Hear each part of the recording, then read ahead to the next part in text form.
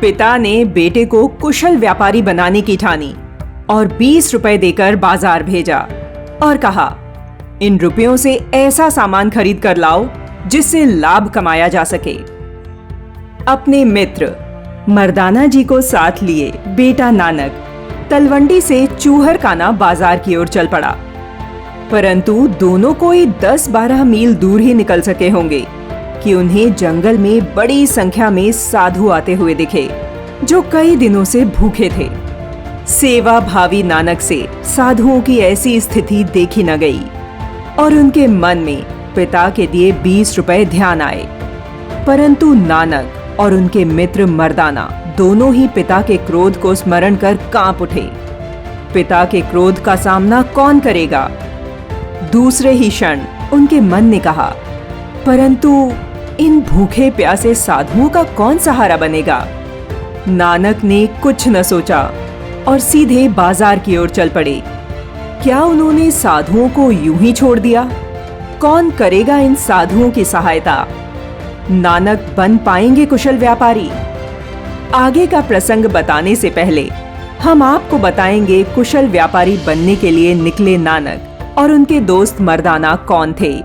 नानक कोई और नहीं, सिख संप्रदाय की आधारशिला रखने वाले गुरु नानक देव जी ही हैं।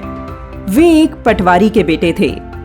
8-10 गांव उनके पिता की देखरेख में आते थे।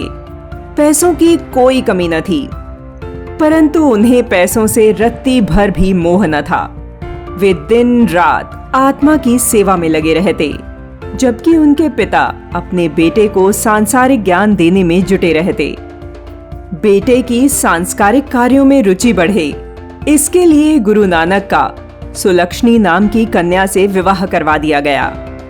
विवाह के बाद उनके पिता ने नानक को कृषि कार्य में हाथ बटाने को कहा, जिस पर नानक जी ने कहा, मैं सच्ची खेतीबाड़ी ही करूंगा, जिसमें मन रूपी हलवाहा, शुभ कर्म रूपी कृषि और शरीर रूपी खेत है, जिसे श्रम के पानी से सींचा जाना चाहिए, जबकि नाम रूपी बीज और संतोष रूपी भाग्य शामिल होना चाहिए। नम्रता को रक्षक बाड़ बनाकर भावपूर्ण कार्य करने से जो बीज जमेगा, उससे ही घर-बार संपन्न होगा। नानक की बात सुनकर पिता समझ गए कि वे खेती बाड़ी में ध्यान नहीं लगाएंगे, परंतु पिता कालू मेहता भी हार कहां मानने वाले थे।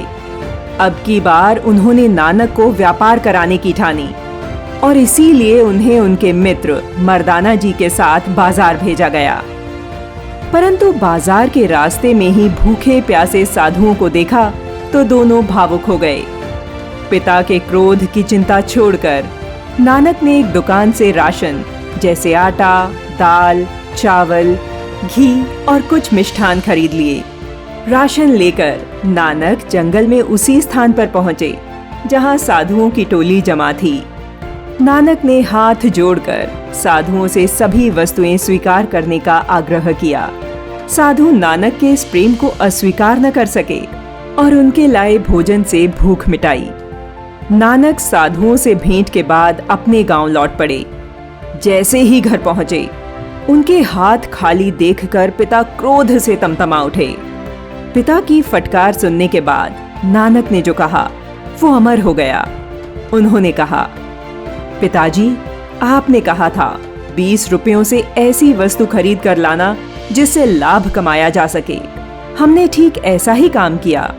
20 रुपए में जो भोजन और कपड़े खरीद कर हमने उन साधुओं को दिए, उससे हमें कई गुना लाभ संतोष के रूप में प्राप्त हुआ है।